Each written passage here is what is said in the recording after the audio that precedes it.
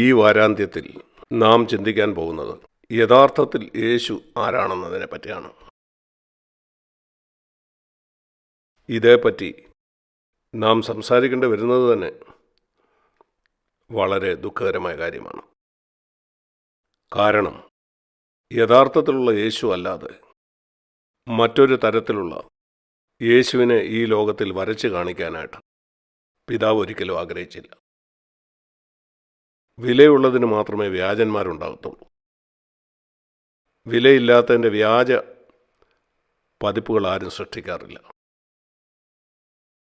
നമ്മൾ വായിക്കുന്നുണ്ട്, അപ്പോസ്തലന്മാരുടെ കാലത്ത് പോലും യേശുവിൻ്റെ വ്യാജന്മാരുണ്ടായിട്ടുണ്ട്. ഞാൻ ആദ്യമായിട്ട് 2 കൊരിന്തി 11 അധ്യായം നിങ്ങളെ കാണിക്കാം. അതുകൊണ്ട് ഈ പ്രശ്നം ഈ 21 നൂറ്റാണ്ടിൻ്റെ പ്രശ്നമല്ല. ഇത് ആരംഭത്തിൽ തന്നെ തുടങ്ങിയതാണ്. പിശാച് ഒരു വഞ്ചകനാണ്. ദൈവവചനം പറയുന്നത് പിശാച് ഈ ലോകത്തെ മുഴുവനും വഞ്ചിക്കുന്നവനാണെന്നാണ്. പിശാച് മനുഷ്യനെ വഞ്ചിക്കുന്ന ഒരു വിധം, പ്രത്യേകിച്ച് വിശ്വാസികളെ, ദൈവവചനത്തിൽ വായിക്കാത്ത മറ്റൊരു യേശുവിനെ നമ്മുടെ കണ്ണിന് മുമ്പിൽ വരച്ച് കാണിച്ചുകൊണ്ടാണ്. 2 കൊരിന്തി 11:3 ഓർത്തിരിക്കുക, ഇവരെ കൊരിന്ത്യയിലുള്ള വിശ്വാസികളാണ്. പൗലോസ് ഇത് എഴുതുന്നത് കൊരിന്ത്യ സഭയിലുള്ള വീണ്ടും ജനിച്ച വിശ്വാസികളോടാണ്. എന്നാൽ സർപ്പം ഉപായത്താൽ ചതിച്ചതുപോലെ, ശ്രദ്ധിക്കുക, ഉപായത്താൽ ചതിച്ചതുപോലെ നിങ്ങളുടെ മനസ്സ് ക്രിസ്തുവിനോടുള്ള ഏകാഗ്രതയും നിർമ്മലതയും വിട്ട് വഷളായി പോകുമോ എന്ന് ഞാൻ ഭയപ്പെടുന്നു. ദൈവവചനം പറയുന്നത് ദൈവം സൃഷ്ടിച്ച എല്ലാ സൃഷ്ടിയിലും ഏറ്റവും അധികം ബുദ്ധിയുണ്ടായിരുന്ന പിശാചിനായിരുന്നു എന്നാണ്. എഹെസ്കേൽ 28 അധ്യായത്തിൽ നാം വായിക്കുന്നത്, നീ പിശാച് ദാനിയേലിലും ജ്ഞാനിയായിരുന്നു. ശലോമോനെ അല്ല ദൈവം ഭൂമിയിൽ ജീവിച്ചിരുന്ന ഏറ്റവും ജ്ഞാനിയായ മനുഷ്യനായിട്ട് ഇവിടെ പറയുന്നത്. മറ്റുള്ളവരങ്ങനെയാണ് കരുതുന്നത്. അവൻ്റെ ജ്ഞാനം ഭൗമികമായിരുന്നു. ദാനിയേലിനെയാണ് ഈ ഭൂമിയിൽ ജീവിച്ച ഏറ്റവും ജ്ഞാനിയായ മനുഷ്യനായിട്ട് ദൈവം കരുതുന്നത്. പിശാചിനെ നോക്കിക്കൊണ്ട് ദൈവം പറയുകയാണ്, നീ ദാനിയേലിലും ജ്ഞാനിയല്ലോ. അതുകൊണ്ട് ദൈവം സൃഷ്ടിച്ച എല്ലാ സൃഷ്ടിയിലും ഏറ്റവും ജ്ഞാനി അവനായിരുന്നു. ഏറ്റവും സമർത്ഥൻ, അതിബുദ്ധിമാൻ. എന്നാൽ അവൻ വീണുപോയി. അതുകൊണ്ട് നമ്മളിൽ ആരെങ്കിലും ചിന്തിക്കുന്നോ നമുക്ക് പിശാചിനെ വഞ്ചിക്കാൻ കഴിയുമെന്ന്? ഒരിക്കലുമില്ല. നമ്മളെക്കാൾ എല്ലാം സമർത്ഥനാണ് അവൻ. മനുഷ്യൻ്റെ പ്രകൃതം 6000 വർഷമായിട്ട് അവൻ പഠിച്ചുകൊണ്ടിരിക്കുകയാണ്. ക്രിസ്ത്യാനികളെ 2000 കൊല്ലമായിട്ട് അവൻ പഠിച്ചുകൊണ്ടിരിക്കുകയാണ്.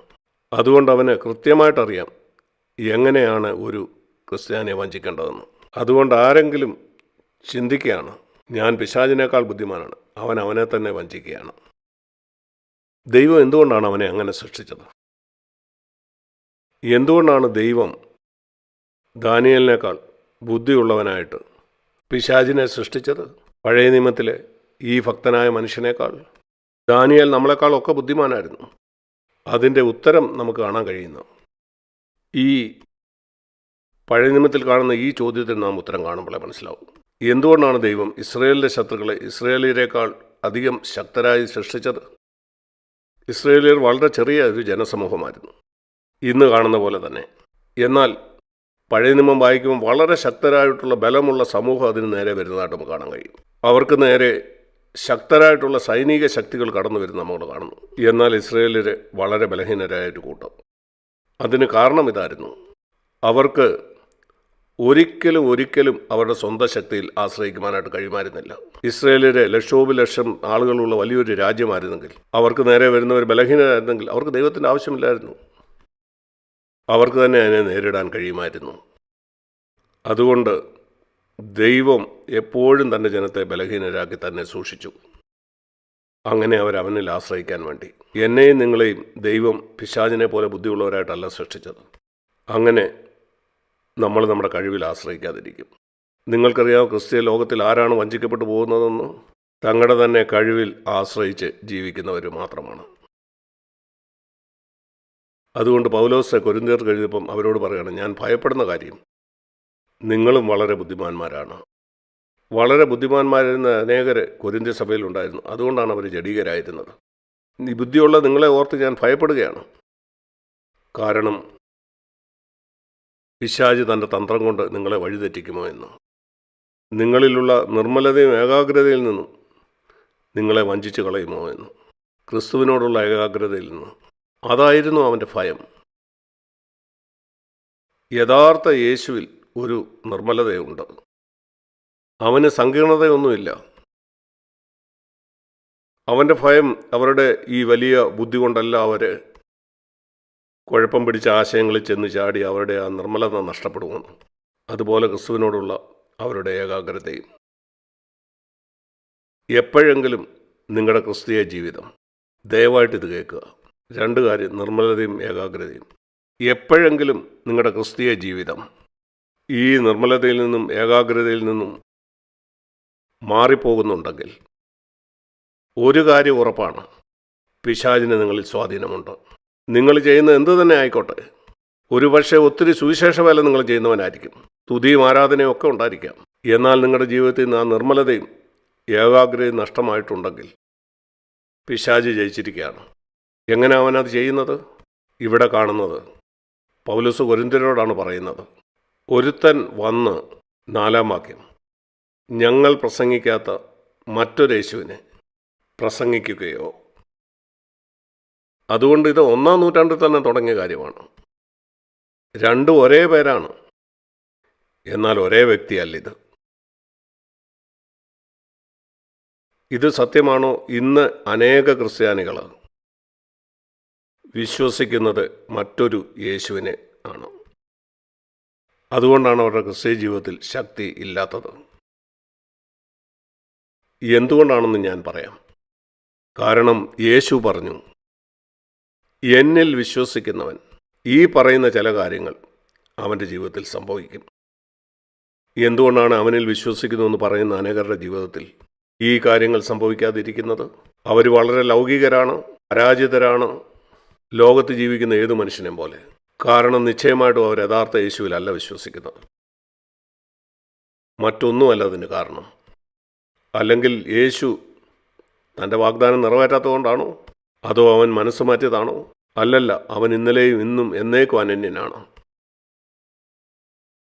ഇങ്ങനെ ഒരുത്തൻ വന്ന് മറ്റൊരു യേശുവിനെ പ്രസംഗിക്കുമ്പോൾ ആ വാക്യത്തിൻ്റെ അവസാന ഭാഗത്ത് നിങ്ങൾ അത് പൊറുക്കുന്നു, നിങ്ങളത് സ്വീകരിക്കുന്നു. എന്തുകൊണ്ടാണ് ആളുകളെ മറ്റൊരു യേശുവിനെ സ്വീകരിക്കുന്നത്? യഥാർത്ഥ യേശു അല്ലാത്ത മറ്റൊരാളെ.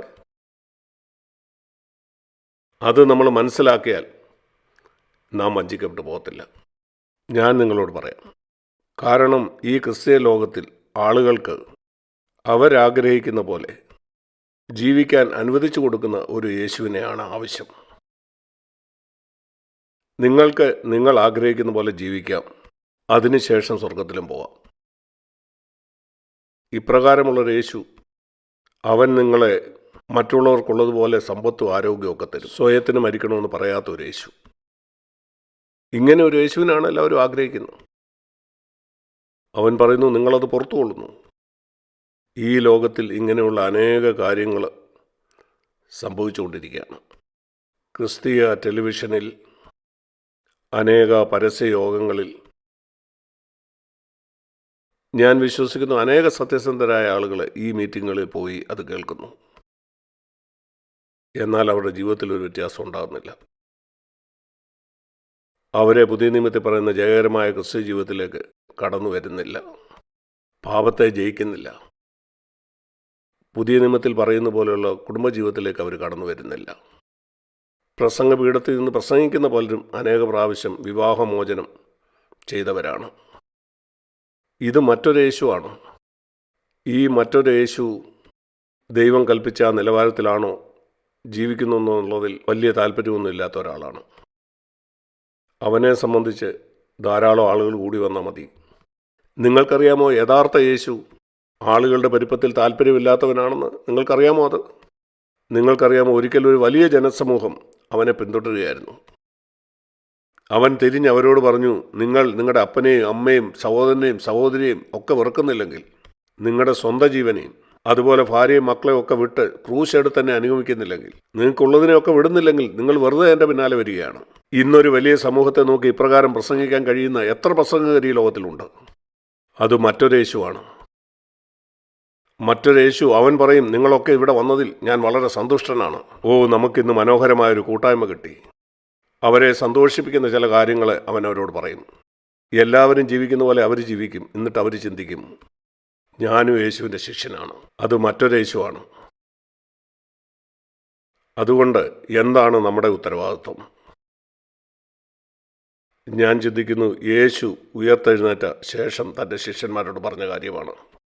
അവനവരോട് പറഞ്ഞു, എൻ്റെ പിതാവ് എന്നെ അയച്ചതുപോലെ ഞാനും നിങ്ങളെ അയക്കുന്നു. നിങ്ങൾക്ക് ആ വാക്യം ഓർമ്മയുണ്ടോ? എൻ്റെ പിതാവ് എന്നെ അയച്ചതുപോലെ ഞാനും നിങ്ങളെ അയക്കുന്നു. ക്രിസ്തീയ ജീവിതം ഗൗരവമായെടുക്കുന്ന ഓരോരുത്തരോടും എനിക്ക് ചില കാര്യങ്ങൾ പറയാനുണ്ട്. ഈ വചനം യേശു നിങ്ങളോട് പറയുന്നതാണ്. പിതാവ് എന്നെ അയച്ചതുപോലെ യേശുവിൻ്റെ നാമത്തിൽ ഞാൻ പറയുകയാണ്. യേശു നിങ്ങളെയും ഈ ലോകത്തിലേക്ക് അയച്ചിരിക്കുകയാണ്. ശരി, ഇനിയും നമുക്ക് നോക്കാം, എന്തിനാണ് യേശുവിനെ പിതാവ് ഈ ഭൂമിയിലേക്ക് അയച്ചത്? ഇത് വളരെ പ്രധാനപ്പെട്ടതാണ്. അതേപ്പറ്റി പറയുന്നതിന് മുമ്പ് 2 Corinthians 11:4 പറ്റി നമുക്ക് പറഞ്ഞു തീർക്കാം. ഈ മറ്റേ യേശു പ്രസംഗിച്ച് കഴിയുമ്പം എന്തായിരിക്കും സംഭവിക്കുന്നത്? പ്രസംഗത്തെ പറ്റിയാണ് ഇവിടെ പറയുന്നത്. അതുകൊണ്ട് പ്രാഥമികമായിട്ടും ഈ വാക്യം പ്രസംഗിക്കുന്നവർക്ക് വേണ്ടി ഉള്ളതാണ്. പ്രസംഗകർ എന്ന് പറഞ്ഞാൽ പ്രസംഗപീഠത്തിൽ നിന്ന് പ്രസംഗിക്കുന്നവർ മാത്രമല്ല. വീട്ടിൽ ഉപദേശിക്കുന്നതാകാം, സാക്ഷ്യപ്പെടുത്തുന്നതാകാം. നിങ്ങളെ മറ്റൊരു യേശുവിനെക്കുറിച്ച് പ്രസംഗിക്കുമ്പോൾ അതിൻ്റെ അനന്തരഫലം, മറ്റൊരു യേശുവിനെക്കുറിച്ച് നിങ്ങൾ പ്രസംഗിക്കുമ്പം അതുകൊണ്ടുണ്ടാകുന്ന ഫലം നിങ്ങൾക്ക് മറ്റൊരാത്മാവിനെ ലഭിക്കുകയും ചെയ്യും. അത് പരിശുദ്ധാത്മാവായിരിക്കുകയല്ല, ഒരു പ്രത്യേക ആത്മാവിനെ നിങ്ങൾക്ക് ലഭിക്കും. ഇതും ഞാൻ കണ്ടിട്ടുണ്ട്. മറ്റൊരു യേശുവിനെ പ്രസംഗിക്കുന്ന പ്രസംഗകരെ കേൾക്കുന്ന സമയത്ത് അവൻ വന്നത് നിങ്ങൾക്ക് ആരോഗ്യം തരാനായിട്ടും സമ്പത്ത് തരാനായിട്ടും നിങ്ങളെ അനുഗ്രഹിക്കാനാണെന്നൊക്കെ പ്രസംഗിക്കുമ്പോൾ ഇത് മാത്രമേ ആ യേശുവിന് തരാൻ കഴിയത്തുള്ളൂ. നിങ്ങളുടെ പാപത്തിൽ നിന്നും നിങ്ങളുടെ കോപത്തിൽ നിന്നുള്ള രക്ഷയെ പറ്റിയല്ല, നിന്റെ പെറുവെറുപ്പിൽ നിന്ന് നിന്നെ രക്ഷിക്കുന്ന യേശുവിനെ പറ്റിയല്ല, നിരാശയിൽ നിന്ന് രക്ഷിക്കുന്ന യേശുവിനെ പറ്റിയല്ല. എന്നാൽ നിന്നെ സമ്പന്നനാക്കുന്ന, രോഗസൗഖ്യം തരുന്ന, നിന്റെ ബിസിനസ്സിനെ അനുഗ്രഹിക്കുന്ന, പാപത്തിൽ തളർന്നിരിക്കുന്നവരെ ക്രിസ്തുവിങ്കിലേക്ക് നടത്താൻ നിന്നെ സഹായിക്കാൻ കഴിയാത്തൊരു യേശു. ഇത് കേട്ടുകൊണ്ടിരിക്കുന്നവർക്ക് എന്താ സംഭവിക്കുന്നത്? അവർ കേൾക്കാൻ ആഗ്രഹിക്കുന്ന, അവരെ എപ്പോഴും അനുഗ്രഹിക്കുന്ന ഒരു യേശുവിനെ മാത്രമാണ്. ഇങ്ങനെയുള്ള പ്രസംഗം കേൾക്കാനായിട്ട് അവരവരുടെ ഹൃദയത്തെ തുറന്നു കൊടുക്കുമ്പോൾ എന്താ സംഭവിക്കുന്നത്? അവർക്ക് മറ്റൊരു ആത്മാവിനെയും ലഭിക്കും. ഇതും ഞാൻ കണ്ടിട്ടുണ്ട്. ഇത് മറ്റൊരാത്മാവാണ്. ഈ ആത്മാവ് വ്യാജമായിട്ട് യഥാർത്ഥ ആത്മാവിൻ്റെ പല ഫലങ്ങളും പുറപ്പെടുവിക്കും. എന്നാൽ അതൊരു മറ്റൊരാത്മാവാണ്.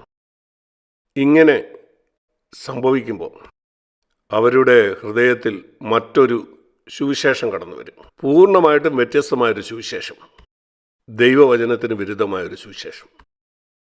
ഇതെല്ലാം സംഭവിച്ചതെങ്ങനെയാണ്? മറ്റൊരു യേശുവിനെക്കുറിച്ചുള്ള പ്രസംഗം കേട്ടതിലൂടെ. അതുകൊണ്ട് ഇത് നമുക്ക് പ്രധാനപ്പെട്ടതാണ്. ഇതിൽ നമ്മുടെ ഉത്തരവാദിത്വം എന്താ? പിതാവ് യേശുവിനെ അയച്ചതുപോലെ എന്നെ നിങ്ങളെ യേശു ലോകത്തിലേക്ക് അയച്ചിരിക്കുകയാണ്. എന്തിനു വേണ്ടിയാണ് പിതാവ് യേശുവിനെ ഭൂമിയിലേക്ക് അയച്ച ഒരു വാക്യം കാണിക്കാം. യോഹന്നാൻ 1-ാം അധ്യായം. യോഹന്നാൻ്റെ സുവിശേഷം 1-ാം അധ്യായത്തിൽ നാം എന്താ കാണുന്നത്? എന്തിനു വേണ്ടിയാണ് പിതാവ് യേശുവിനെ അയച്ചെന്നാണ്. യോഹന്നാൻ്റെ സുവിശേഷം 1-ാം അധ്യായത്തിൻ്റെ 18-ാമത്തെ വാക്യം. ഇത് മനസ്സിലാക്കേണ്ടത് നമ്മളെ സംബന്ധിച്ച് വളരെ പ്രധാനപ്പെട്ടതാണ്. ഇത് മറ്റേ ആ വാക്യവുമായിട്ട് ബന്ധമുണ്ട്. പിതാവ് എന്നെ അയച്ച പോലെ ഞാനും നിങ്ങളെ അയക്കുന്നു. അതുകൊണ്ട് നാം മനസ്സിലാക്കണം, എന്തിനാണ് പിതാവ് യേശുവിനെ അയച്ചത്. അനേക ആളുകൾ ഇങ്ങനെ പറയും, നമ്മുടെ പാപത്തിന് വേണ്ടി മരിക്കാനാണ് യേശു വന്നത്. അത് അതിൻ്റെ ഒരു കാര്യം മാത്രമാണ്. ശ്രദ്ധിക്കൂ, ഇവിടെ എന്താ പറയുന്നത്? ദൈവത്തെ ആരും ഒരു നാളും കണ്ടിട്ടില്ല. യോഹന്നാൻ 1:18. യോഹന്നാൻ 1:18. ദൈവത്തെ ആരും ഒരു നാളും കണ്ടിട്ടില്ല, എന്നാൽ പിതാവിൻ്റെ മടിയിലിരുന്ന ഏകജാതനായ പുത്രൻ അവനെ വെളിപ്പെടുത്തിയിരിക്കുന്നു. ലോകത്തിലുള്ള ഒരാളും ദൈവത്തെ ഒരിക്കലും കണ്ടിട്ടില്ല. ക്രിസ്തുവിന് മുമ്പേ വന്നിട്ടുള്ള മതപണ്ഡിതന്മാരായ ആളുകൾ അവരെല്ലാം അവരൊരിക്കലും കണ്ടിട്ടില്ല ദൈവം എങ്ങനെയാണെന്ന് പറയാനായിട്ട് ശ്രമിച്ചു. അത് ഇതുപോലെയാണ്. നിങ്ങൾ ഒരിക്കലും കണ്ടിട്ടില്ലാത്ത ഒരു മൃഗം, നിങ്ങളതിനെ കാഴ്ചബംഗ്ലാവിലും കണ്ടിട്ടില്ല, എൻ്റെ ഫോട്ടോയും കണ്ടിട്ടില്ല. നിങ്ങളത് വരയ്ക്കാൻ ശ്രമിക്കുന്നു. 10 പേര് വരച്ചാൽ 10 പേര് 10 രൂപങ്ങൾ വരയ്ക്കും. അതുകൊണ്ടാണ് പല മതങ്ങൾ ഈ ലോകത്തിലുണ്ടായത്. ആളുകൾ അവർ കണ്ടിട്ടില്ലാത്ത ഒരു ദൈവത്തെപ്പറ്റി പറയുകയാണ്, അവനെപ്പറ്റി ഒന്നും അറിയത്തില്ല. എന്നാൽ ഒരു വ്യക്തി, അത് യേശുവാണ്. കാരണം അവൻ സ്വർഗത്തിൽ നിന്ന് വന്നതാണ്. അവൻ ത്രിത്വത്തിൽ രണ്ടാമനാണ്. അവൻ വന്ന് ദൈവം എങ്ങനെയാണെന്ന് ഈ ഭൂമിയിലുള്ള ആളുകൾക്ക് കാണിച്ചു കൊടുത്തു. അവൻ വന്നതിൻ്റെ പ്രാഥമികമായ ഉദ്ദേശം അതായിരുന്നു. ക്രൂശിലെ മരണവും അതിൻ്റെ ഒരു ഭാഗം തന്നെയായിരുന്നു. ദൈവം ലോകത്തെ എത്രമാത്രം സ്നേഹിച്ചെന്ന് അവൻ കാണിച്ചു. അതുകൊണ്ട് അവൻ സ്വന്തം പുത്രനെ നമ്മുടെ പാപത്തിൽ നിന്ന് രക്ഷിക്കാനായിട്ട് അവൻ കൊടുത്തു. അതുകൊണ്ട് നമുക്കിങ്ങനെ പറയാൻ കഴിയും, യേശു വന്നതിൻ്റെ പ്രാഥമികമായിട്ടുള്ള ഉദ്ദേശം ആരും ഒരിക്കലും കണ്ടിട്ടില്ലാത്ത ദൈവത്തെ നമുക്ക് പരിചയപ്പെടുത്താനാണ്. ഈ ലോകത്തിലുള്ള മനുഷ്യനെ ദൈവം വളരെയധികം സ്നേഹിക്കുന്നു കാണിക്കാൻ അവൻ തൻ്റെ പുത്രനെ അയച്ച് ഈ ലോകത്തിലുള്ള ആളുകൾക്ക് കാണിച്ചു കൊടുത്തു ഞാൻ ശരിക്കും എങ്ങനെയാണ്. അതിന് മറ്റൊരു കാരണം കൂടുണ്ട്. ആ കാലത്തുണ്ടായ മതഭക്തരായ പണ്ഡിതന്മാർ ഇന്നത്തെ മതഭക്തന്മാരെ പോലെ തന്നെ അന്നത് പരീശന്മാരായിരുന്നു. അവരും ദൈവത്തെ കണ്ടിട്ടില്ലാത്ത ആളുകളിൽ പെടുന്നതാണ്. എന്നാൽ അവർ എല്ലാ ശനിയാഴ്ചയും പ്രസംഗപീഠത്തിൽ വന്ന് ദൈവം എങ്ങനെയാണെന്ന് അവരോട് പറഞ്ഞുകൊണ്ടിരുന്നു. എന്നാൽ അവർ ദൈവത്തെ കണ്ടിട്ടില്ല. അവർ പറഞ്ഞു ദൈവം ഇങ്ങനെയാണ്, ദൈവം ഇങ്ങനെയാണ്. അവരെ കേട്ടുകൊണ്ടിരിക്കുന്നവരുടെ മുമ്പിൽ ദൈവത്തിൻ്റെ ഒരു ചിത്രം വരച്ചു. ദൈവം ഈ പ്രമാണങ്ങളൊക്കെ വളരെ കർക്കശക്കാരനാണ്. ഈ പ്രമാണങ്ങളൊക്കെ നിങ്ങൾ ചെയ്താൽ ഇങ്ങനെയും ഇങ്ങനെയൊക്കെ നിങ്ങൾ ചെയ്തെങ്കിൽ മാത്രമേ ദൈവം നിങ്ങളെ സ്വീകരിക്കത്തുള്ളൂ. സാധുക്കളായിട്ടുള്ള സാധാരണ ആളുകൾ ഇവരുടെ ഈ പ്രസംഗം കേട്ട് എല്ലാ ശനിയാഴ്ച അവരുടെ ദശാംശം കൊണ്ട് കൊടുക്കും. നിങ്ങൾ ദൈവത്തിന് ദശാംശം കൊടുത്തില്ലെങ്കിൽ ദൈവം നിങ്ങളോട് കോപിക്കും. നിങ്ങൾ ഇങ്ങനെയും ഇങ്ങനെയൊക്കെ ചെയ്തില്ലെങ്കിൽ ദൈവം നിങ്ങളോട് കോപിക്കും. ഈ സാധാരണ മനുഷ്യർ അടിമകളെ പോലായിരുന്നു. അവരുടെ മനസ്സിൽ ദൈവത്തെ പറ്റിയുള്ള ചിത്രം ഒരു പോലീസുകാരനെ പോലെയാണ്, ഒരു ജഡ്ജിയെ പോലെയാണ്. ചെറിയൊരു തെറ്റ് കണ്ടാൽ ചാടിപ്പിടിക്കുന്ന ഒരു ദൈവം. എന്നാൽ ദൈവം തൻ്റെ പുത്രനെ അയച്ച് അവർക്ക് കാണിച്ചു കൊടുത്തു ദൈവം സത്യമായിട്ടും എങ്ങനെയാണ്. അവൻ ലോകത്തിൽ വന്നപ്പം അവന് പോരാടേണ്ടി വന്നത് ആരോടൊക്കെയാണ്? റോമാക്കാരോട് ഒരിക്കലും അവന് പോരാടേണ്ടി വന്നില്ല. അല്ലെങ്കിൽ യവനന്മാരോടോ, അല്ലെങ്കിൽ ലോകത്തുള്ള കൊലപാതകന്മാരോടോ, കള്ളന്മാരോടോ, വ്യഭിചാരികളോടോ അല്ല. അവൻ്റെ പോരാട്ടം മുഴുവനും തന്നെ ഈ മതപണ്ഡിതന്മാരോടായിരുന്നു. ജനത്തിന് മറ്റൊരു ദൈവത്തെ പറ്റിയുള്ള ചിത്രം കൊടുക്കുന്ന ഈ മനുഷ്യരോട്. എൻ്റെ പ്രിയ സഹോദരീസന്മാരെ, ഞാൻ നിങ്ങളോട് പറയട്ടെ, നിങ്ങളിൽ ഓരോരുത്തരും ഈ ശുശ്രൂഷ ഏറ്റെടുക്കേണ്ട ആവശ്യമുണ്ട്. ഈ ഉത്തരവാദിത്തമാണ് ദൈവം തന്നിരിക്കുന്നത്. പിതാവ് യേശുവിനെ അയച്ച പോലെ ഈ ലോകത്തിലേക്ക് പോയി യേശു എന്ത് ശുശ്രൂഷ ചെയ്തു അത് ചെയ്യാനാണ് നമ്മളെ വിളിച്ചിരിക്കുന്നത്. യേശു ഈ ഭൂമിയിൽ വന്നപ്പം മറ്റൊരു ദൈവത്തെയാണ് മനുഷ്യൻ കണ്ടിരുന്നത്. നിശ്ചയമായിട്ടും അവർ വേദവസ്തം തന്നെയാണ് പ്രസംഗിക്കുന്നത്. എനിക്കറിയാം മറ്റു മതങ്ങളുണ്ട് ഇന്ത്യയിലും അതുപോലെ ലോകത്തിൻ്റെ പല ഭാഗങ്ങളിൽ. അവർ മറ്റൊരു ദൈവത്തെപ്പറ്റി പ്രസംഗിക്കുന്നു. അതല്ല ഞാൻ പറയുന്നു. അതങ്ങനെയാണ്. അവർ അത് പറയുന്നതിലല്ല അപകടം വിധിക്കുന്നത്. അവർ പ്രസംഗിക്കുന്നത് മറ്റൊരു ദൈവത്തെപ്പറ്റി തന്നെയാണ്. എന്നാൽ യഹൂദന്മാർ അവരുടെ പള്ളികളിൽ ദൈവവചനമാണ് എടുത്തിരുന്നത്. ഉൽപ്പത്തി മുതൽ മലാക്കി വരെയുള്ള ദൈവത്തിൻ്റെ വചനം. അവരിത് വായിച്ചു, പിന്നെയും വായിച്ചു, എന്നിട്ട് അവർ മറ്റൊരു ദൈവത്തെപ്പറ്റി പറഞ്ഞു. അതാണ് അപകടം. ഇന്നും അങ്ങനെയാണ്. ക്രിസ്ത്യാനികൾ വഞ്ചിക്കപ്പെടുന്നത് മറ്റു മതത്തിലുള്ള പ്രസംഗിക്കുമ്പോഴല്ല. എന്നാൽ അവനൊരു ബൈബിള് പിടിച്ചുകൊണ്ട് ആ ബൈബിള് തുറന്നുകൊണ്ട് പ്രസംഗിക്കുമ്പോൾ അവർ മറ്റൊരു യേശുവിനെ കാണിക്കും. അവരവിടുന്ന് ഇവിടുന്ന് ചില വാക്യമെടുത്ത്. ഇന്നത്തെ ഏറ്റവും വലിയ പരാജയം ക്രിസ്ത്യാനിക്ക് ദൈവവചനത്തെ പറ്റി ഒന്നും അറിയില്ല. അവർ ദൈവത്തിൻ്റെ വചനം വായിക്കുന്നില്ല. അവർ വായിച്ചും കേട്ടുമിരിക്കുന്ന മറ്റു പല കാര്യങ്ങളാണ്. എന്നാൽ അവർക്ക് വേദപുസ്തകത്തെ പറ്റി അറിയില്ല. അതുകൊണ്ട് ഈ പ്രസംഗകർ അവരെ കേൾക്കുന്നവരെയൊക്കെ ഫോഷന്മാരാക്കിക്കൊണ്ടിരിക്കും. അവരവിടുന്ന് ഇവിടുന്ന് വാക്യമെടുത്തിട്ട് പറഞ്ഞു, കണ്ടില്ല ഇവിടെ എന്താ പറയുന്നത്, കണ്ടില്ല ഇവിടെ എന്താ പറയുന്നു. എന്നിട്ട് ആളുകളോട് പറയും ദൈവം ഇങ്ങനെയാണ് ഇരിക്കുന്നത്. അത് യേശുവിൻ്റെ സമയത്ത് എങ്ങനെയാണോ അങ്ങനെ തന്നെയാണ് ഇന്നും. എന്നാൽ യേശു വന്ന് പറഞ്ഞു ദൈവം സത്യമായിട്ടും ഇങ്ങനെയല്ല. നിങ്ങൾ ചിന്തിച്ച് ഈ പ്രസംഗങ്ങൾക്ക് എത്രമാത്രം കോപമുണ്ടായിരുന്നു. കാരണം ഈ ചെറുപ്പക്കാരൻ വന്നിട്ട് പറയാണ് ദൈവം ഇങ്ങനെയല്ല, ദൈവം ഇങ്ങനെ ആയിരിക്കുന്നത്. അതുകൊണ്ടാണ് അവരവനെ കൊന്നത്. ഞാൻ നിങ്ങളോട് പറയട്ടെ, യേശുവിനെ ഈ ഭൂമിയിൽ പിതാവ് എങ്ങനെ അയച്ചോ അതുപോലെ തന്നെ എന്നെയും നിങ്ങളെയും യേശു ഈ ഭൂമിയിലേക്ക് അയച്ചിരിക്കുകയാണ്. അതേ വിളി തന്നെയാണ് നമുക്കും. എനിക്ക് പുറകോട്ട് ചാരിയിരുന്ന് പറയാൻ കഴിയില്ല. ഞാൻ എൻ്റെ കുടുംബകാര്യമൊക്കെ നോക്കുന്നു. ദൈവഭയത്തിൽ എൻ്റെ കുഞ്ഞുങ്ങളെയൊക്കെ ഞാൻ വളർത്തിക്കൊണ്ട് വരുന്നു. അത് മതി, ഞാൻ അവസാനം സ്വർഗത്തിൽ പോകും. അത് നിങ്ങൾ സ്വാർത്ഥനായിട്ട് ജീവിക്കുന്നത് കൊണ്ടാണ്. നിങ്ങൾ ചിന്തിക്കുന്ന ലോകത്തിലുള്ളവരാരും അവരുടെ കുടുംബത്തെ നോക്കുന്നില്ലെന്ന്. രാവും പകലും അവരതാണ് ചെയ്യുന്നു. ക്രിസ്ത്യാനായ നീയും ചെയ്യുന്ന അതല്ലേ? നിൻ്റെ കുടുംബകാര്യം നോക്കുന്നു, മരിക്കുമ്പോൾ നിനക്ക് സ്വർഗത്തിലും പോകണം. നിൻ്റെ ചുറ്റുമുള്ള ലോകത്തിൻ്റെ കാര്യം എന്താ? അവരോട് സാക്ഷ്യം പറയുന്നുണ്ടോ? ലോകത്തിൻ്റെ അറ്റത്തോളം പോകാനല്ലേ യേശു പറഞ്ഞു? നാം ശരിക്കും എഴുന്നേറ്റ് നിന്ന് യഥാർത്ഥ യേശുവിനെ ഈ ലോകത്തിന് കാണിച്ചു കൊടുക്കുന്നുണ്ടോ? മറ്റ് യേശുവിനെ പറ്റി പറയുന്നതെല്ലാം വ്യാജമാണെന്ന്, യഥാർത്ഥമല്ലെന്ന് പറയുന്നുണ്ടോ? അതാണ് നമ്മുടെ വിളി. പിതാവ് എന്നെ അയച്ച പോലെ ഞാൻ നിങ്ങളെ അയക്കുന്നു.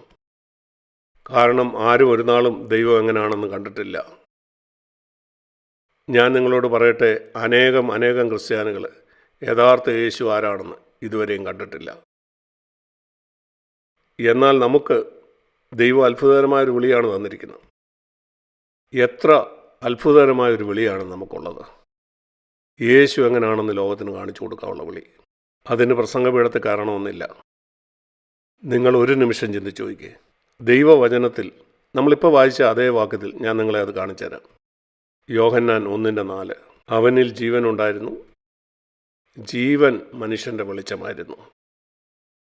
നിങ്ങൾക്കറിയാമോ, പഴയ നിയമവും പുതിയ നിയമവും തമ്മിലുള്ള ഏറ്റവും വലിയ വ്യത്യാസം ഇതാണ്. പഴയ നിയമത്തിൽ വചനമായിരുന്നു, മനുഷ്യന് വെളിച്ചമായിരുന്നു. സങ്കീർത്തനം 119 105 വാക്യം. നിന്റെ വചനം എൻ്റെ കാലിന് ദീപവും എൻ്റെ പാതയ്ക്ക് പ്രകാശവും. അതുമാത്രമേ അവർക്കുണ്ടായിരുന്നുള്ളൂ. അവരെഴുന്നേറ്റ് നിന്ന് പ്രസംഗിക്കുന്നു, അതാണ് അവർക്ക് വെളിച്ചം. പിന്നെ യേശു വന്നു. കാരണം പഴയ നിയമത്തിൽ ആർക്കും ഈ ജീവൻ ഉണ്ടായിരുന്നില്ല. എന്നാൽ യേശു വന്ന് പറഞ്ഞു, ഇതാണ് യഥാർത്ഥ ജീവിതം. അതായിരുന്നു അവൻ്റെ വെളിച്ചം. അവൻ ജീവിച്ച ആ ജീവിതം. നിങ്ങൾ ചിന്തിക്കുന്നു ദൈവത്തെ ആളുകൾ കണ്ടത് അവൻ പ്രസംഗപീഠത്തിൽ പ്രസംഗിക്കാൻ എഴുന്നേറ്റ് നിന്നപ്പോഴാണെന്ന്? ഒരിക്കലുമല്ല. യേശു 20 വയസ്സുള്ള ചെറുപ്പക്കാരനായി നസ്രത്തിൽ ജീവിച്ചപ്പോഴും അവൻ പിതാവിനെ വെളിപ്പെടുത്തി. യേശു മരപ്പണി ചെയ്തപ്പോഴും അവർ പിതാവിനെ അവന് കണ്ടു. യേശുവിൽ പിതാവിനെ കാണാനായിട്ട് 30 വയസ്സ് വരെ ഞങ്ങൾ കാത്തിരിക്കേണ്ട ആവശ്യമില്ല. ആ മരപ്പണിശാലയിൽ 25 വയസ്സുള്ള യേശു, അവനെ നിങ്ങൾ കാണുമ്പം പിതാവിലുള്ള ഒരു കാര്യമായിരിക്കും നിങ്ങൾ കാണുന്നത്. അവൻ്റെ ജീവിതത്തിലെ ഏതെങ്കിലും ഒരു കാര്യം നിങ്ങളെ സ്വാധീനിക്കും. ഇസ്രയേലിലുള്ള ആരിലും ഒരിക്കലും കാണാത്ത ഒരു കാര്യം നിങ്ങൾ അവനിൽ കാണും. അവൻ്റെ ജീവിതം എപ്പോഴും പിതാവിനെ കാണിക്കുന്നതായിരുന്നു. ആ 33.5 വർഷവും അവൻ്റെ ജീവിതമായിരുന്നു ലോകത്തിന് വെളിച്ചം. അത് നിങ്ങൾ ഒരിക്കലും മറക്കരുത്. ഇതുപോലെ തന്നെയാണ് പിതാവ് യേശുവിനെ അയച്ച പോലെ യേശു നമ്മയും അയച്ചിരിക്കുന്നത്. ഒരുപക്ഷെ ഒരിക്കലും നിങ്ങളൊരു പ്രസംഗപീഠത്തിന് മുമ്പിൽ നിന്നിട്ടില്ലായിരിക്കും. യേശുവിൻ്റെ ജീവിതത്തിൻ്റെ 90% 33 വർഷത്തിൽ 30 വർഷവും പ്രസംഗപീഠത്തിൽ നിന്നില്ല. അവൻ്റെ ജീവിതമായിരുന്നു മനുഷ്യൻ്റെ വെളിച്ചം. അതിൻ്റെ അർത്ഥം ഇതാണ്. തൻ്റെ അമ്മയോടൊപ്പം അവൻ്റെ വീട്ടിൽ അവൻ ജീവിച്ചപ്പം അവന് 4 സഹോദരന്മാരും സഹോദരിമാരും ഉണ്ട്. അവൻ്റെ മരപ്പണിശാലയിൽ സാധനങ്ങൾ വാങ്ങാനായിട്ട് അനേകർ വരുന്നുണ്ട്. ജീവിക്കാൻ ഒരു മരപ്പണിയായിരുന്നല്ലോ അവൻ ചെയ്തിരുന്നത്. മേശയും കസേരയും കിടക്കയും ഒക്കെ അവൻ ഉണ്ടാക്കി. ആളുകളെ പല സാധനം ചെയ്യാനായിട്ട് അവൻ ഓർഡറുകൾ കൊടുക്കും. അവനത് ചെയ്ത് പണം വാങ്ങും. അതുണ്ടാക്കാൻ വേണ്ടി അവന് പല സാധനങ്ങളും വാങ്ങണം. അതിനുവേണ്ടി അവൻ മാർക്കറ്റിൽ പോയി പല സാധനങ്ങളും വാങ്ങുമായിരുന്നു. ഇവിടെയെല്ലാം അവനെ കാണുന്നവർക്ക് അവനൊരു വെളിച്ചമായിരുന്നു. അവൻ പ്രസംഗപീഠത്തിൽ നിന്ന് പ്രസംഗിക്കുന്ന പോലെ തന്നെ. അതുകൊണ്ട് നമുക്കെല്ലാവർക്കും ഒരു പ്രത്യാശയുണ്ട്. നമ്മളിൽ മിക്കപേരും പ്രസംഗിക്കുന്നവരല്ല. പ്രസംഗമല്ല, ജീവിതമാണ് പ്രധാനപ്പെട്ടത്. നമുക്കൊരു നിമിഷം ഇതേപ്പറ്റി ഒന്ന് ചിന്തിക്കാം. എങ്ങനെയാണ് ഇത് പ്രായോഗിക ജീവിതത്തിൽ ചെയ്യുന്നത്? ഉദാഹരണത്തിന്, ഒരു ദിവസം യേശു നിങ്ങളുടെ അടുക്കൽ വന്ന് നിങ്ങളോട് ഇങ്ങനെ പറയുന്നു എന്ന് ചിന്തിക്കുക. നീ ജോലി ചെയ്യുന്ന സ്ഥലത്ത് ഇന്ന് നിനക്ക് പകരം ഞാൻ അവിടെ പോകാം. നിൻ്റെ രൂപത്തിൽ, നിൻ്റെ പേരിൽ നീ പോകുന്ന പോലെ ഞാൻ അവിടെ പോകും. നീയായിട്ട് നിൻ്റെ ഓഫീസിൽ ഞാൻ ജോലി ചെയ്യാം. ഇങ്ങനെ ചിന്തിക്കുക. അത്ഭുതം ചെയ്യുന്ന യേശു നിൻ്റെ രൂപമെടുത്ത് അവിടേക്ക് പോകുന്നു. ഓർക്കുക, യേശു നിൻ്റെ രൂപത്തിൽ നീയായിട്ട് ആ ദിവസം അവിടെ ജോലി ചെയ്യുന്നു. നിങ്ങളെന്ത് ചിന്തിക്കുന്നു? ആളുകൾ പറയില്ലേ, ഓ ഇവനെന്ത് പറ്റി, ഇവൻ പഴയ ആളല്ലല്ലോ? അവരെങ്ങനെ പറയുമോ? അതാണ് നമ്മുടെ മുന്നിലുള്ള വെല്ലുവിളി. ഉദാഹരണത്തിന് യേശു പറയാണ്, ഇന്നൊരു ദിവസം നിനക്ക് പകരമായിട്ട് നിൻ്റെ രൂപത്തിൽ ഞാൻ നിൻ്റെ വീട്ടിലേക്ക് പോകാം. നിൻ്റെ ഭാര്യ എന്നെ ആയിരിക്കും കാണുന്നത്. ഞാനാണെന്ന് അവൾക്കറിയില്ല. നിൻ്റെ സ്വരൂപത്തിൽ തന്നെയാണ് അവൻ പോകുന്നത്. അപ്പം നിൻ്റെ ഭാര്യ ഇങ്ങനെ പറയുമോ, ഓ എൻ്റെ ഭർത്താവിന് ഇന്ന് എന്തോ പറ്റി, ഇവനിന്ന് മറ്റൊരു മനുഷ്യനാണല്ലോ? നിങ്ങളോട് തന്നെ ചോദിക്കുക, അതൊരു മറ്റൊരു മനുഷ്യനായിരിക്കുമോ? അതോ നിൻ്റെ ഭാര്യ ഇങ്ങനെ പറയുമോ, ഇതെൻ്റെ ഭർത്താവാണ്, പഴയതുപോലെ തന്നെ? ജോലി ചെയ്യുന്നിടത്ത് ആളുകൾക്ക് വ്യത്യാസമൊന്നും കാണാൻ കഴിയില്ലേ? നമ്മളെ വെല്ലുവിളിക്കേണ്ടത് ഈ കാര്യമായിരിക്കണം. ഇത് നമുക്കുള്ളൊരു പരീക്ഷയാണ്. ഇത് ഗൗരവമായിട്ടെടുക്കുക. നിങ്ങളുടെ വീട്ടിലും ജോലി ചെയ്യുന്നിടത്തും ഭാര്യയുമായിട്ടുള്ള ബന്ധത്തിൽ, ഉദാഹരണത്തിന് യേശു പറയുകയാണ്, ഭാര്യയോട് ഇന്ന് നിനക്ക് പകരം ഞാനൊരു അമ്മയായും ഭാര്യയായിട്ടും ഇരിക്കാം. നിന്റെ വീട്ടിൽ നിന്റെ മക്കൾ നിന്നെ ആകെ വ്യത്യസ്തയായിട്ടാണോ കാണാൻ പോകുന്നത്? നിന്റെ മക്കൾ പറയുമോ, ഓ മമ്മി ഇന്ന് ആകെ മാറിപ്പോയല്ലോ. ഇതിൽ നിന്ന് എൻ്റെ സഹോദരി സഹോദരന്മാരെ ഞാൻ നിങ്ങളോട് പറയട്ടെ, നമ്മൾ കാണും നമ്മൾ യേശുവിൽ നിന്ന് എത്ര വ്യത്യസ്തരായിട്ടാണ് നമ്മുടെ വീട്ടിൽ നാം പെരുമാറുന്നതെന്ന്. ഒരു ഭാര്യയുടെ സ്ഥാനത്തും ഭർത്താവിൻ്റെ സ്ഥാനത്തും കുഞ്ഞുങ്ങളോടും നാം ജോലി ചെയ്യുന്ന സ്ഥാനത്തൊക്കെ നാം പെരുമാറുന്നതെന്ന്. നാം മതഭക്തരാണ്. നമ്മുടെ ആ പ്രത്യേക മതവിഭാഗത്തിൻ്റെ എല്ലാ പുറംചട്ടയും നിങ്ങൾ സൂക്ഷിക്കുന്നുണ്ട്. നമുക്കറിയാമല്ലോ, അനേക വർഷങ്ങളായിട്ട് പലരിൽ കൂടെ പല കാര്യങ്ങളും ഊന്നി പറഞ്ഞിട്ടുണ്ട്. നീ ഒരു ക്രിസ്ത്യാനിയാണെങ്കിൽ ഇങ്ങനെയാണ്, ഒരു വേദപുസ്തകം ഉണ്ടായിരിക്കണം, അന്യഭാഷ പറയണം, നീ വസ്ത്രം ധരിക്കേണ്ട ഇങ്ങനെയാണ്, അല്ലെങ്കിൽ ഇങ്ങനെ ധരിക്കരുത്. എത്രയോ കാര്യങ്ങൾ ഈ ക്രിസ്തീയ ലോകം കേൾക്കുന്നു. നിങ്ങൾക്ക് കാണാൻ കഴിയുന്നുണ്ടോ ക്രിസ്ത്യാനി ധരിക്കേണ്ട പോലുള്ള വസ്ത്രം ധരിച്ചവർ? ചിലർ പറയും അലക്ഷ്യമായിട്ട് വസ്ത്രം ധരിക്കുക, അപ്പോഴേ നിനക്ക് യേശുവിനെ പോലെ ആകാൻ കഴിയും. ചിലർ പറയും അല്ല, നീ സൂട്ടും ടൈയും ധരിക്കണം. ഞാൻ പറയട്ടെ, ക്രിസ്ത്യാനിത്വത്തിന് ഇതുമായി ഒരു ബന്ധവുമില്ല. അതൊരു ജീവിതമാണ്. ക്രിസ്തീയ ചരിത്രം മുഴുവനും പിശാച് ക്രിസ്തുവിൻ്റെ ആ ജീവിതത്തിൽ നിന്ന് നമ്മുടെ ശ്രദ്ധ തിരിച്ച് മറ്റൊന്നിലേക്കാക്കാൻ. അത് എന്തു തന്നെയായിരുന്നാലും യേശുവിൻ്റെ ജീവിതത്തിൽ നിന്ന് വ്യത്യസ്തമായൊരു കാര്യം. വസ്ത്രം ഇങ്ങനെ ധരിക്കണം, അല്ലെങ്കിൽ നിൻ്റെ പെരുമാറ്റം ഇങ്ങനെ ആയിരിക്കണം, അല്ലെങ്കിൽ പാട്ട് പാടേണ്ട ഇങ്ങനെയാണ്. അതുപോലെ ചില മതപരമായ പ്രവർത്തനങ്ങൾ, ജീവിതം വിട്ടിട്ട് മറ്റെന്തെങ്കിലും. കാരണം പിശാചിനറിയാം, നിനക്ക് ജീവിതമാണ് വെളിച്ചമെന്ന് മനസ്സിലാക്കിയാൽ അവൻ്റെ രാജ്യം ഇളകുമെന്ന് അവനറിയാം. കാരണം അവൻ്റെ രാജ്യം അത് അന്ധകാരമാണ്. ആ പാതാള ഗോപുരത്തെ നിനക്ക് ഒരു പ്രത്യേക വസ്ത്രം ധരിച്ച് ഇളക്കാനായിട്ട് കഴിയുകയില്ല. അല്ലെങ്കിൽ ചില മതപരമായ പ്രവർത്തനങ്ങൾ കൊണ്ട്, അല്ലെങ്കിൽ നിനക്ക് മീശയുണ്ടോ ഇല്ലയോ, അല്ലെങ്കിൽ നീ ഇങ്ങനെയൊക്കെ പ്രവർത്തിക്കാഞ്ഞുകൊണ്ട്. ഞാൻ പറഞ്ഞ പുറത്തുള്ള കാര്യത്തെ പറ്റിയാണ്. ഒരു മതപ്രവർത്തികൾ കൊണ്ടും അല്ലേ നിങ്ങളുടെ മീറ്റിങ്ങുകൾ അങ്ങനെ നടക്കുന്നു. ഇതുമായിട്ടൊന്നും ഒരു ബന്ധവുമില്ല. മനുഷ്യൻ്റെ വെളിച്ചമെന്ന് പറയുന്നത് ജീവിതമാണ്. ആ ജീവൻ കൊണ്ട് അവൻ്റെ രാജ്യത്തെ ഇളക്കാൻ കഴിയും. അതുകൊണ്ട് പിശാച് എപ്പോഴും മനുഷ്യനെ ആ ജീവനിൽ നിന്ന് അവൻ്റെ ശ്രദ്ധ തിരിച്ച് മറ്റൊന്നിൽ കൊണ്ടെത്തിക്കാൻ ആഗ്രഹിക്കുന്നു. നിങ്ങൾ എന്നെ വിശ്വസിക്കുന്നില്ലെങ്കിൽ നിങ്ങളുടെ ജീവിതം തന്നെ പരിശോധിച്ച് നോക്കുക. നിങ്ങൾക്ക് കണ്ടെത്താൻ കഴിയും ചില ആളുകളിലേക്ക് നിങ്ങൾ വലിച്ചുകൊണ്ട് പോകുന്നത്. കാരണം അവരിങ്ങനെ വസ്ത്രം ധരിക്കുന്നു. നീ ആഗ്രഹിക്കുന്ന പോലെയാണ് അവരവരുടെ മീറ്റിംഗ് നടത്തുന്നത്. അത് നിങ്ങൾ അങ്ങനെ മീറ്റിംഗ് നടത്തുന്നു എന്നതുമായിട്ട് ബന്ധപ്പെട്ടതല്ല, ജീവനുമായിട്ട് ബന്ധപ്പെട്ടാണത്. യേശുവിൻ്റെ ജീവനുമായിട്ട്. പിശാച് എങ്ങനെ നമ്മളിൽ പലരുടെ മേലും സ്വാധീനം ചെലുത്തിയിരിക്കുന്നത്?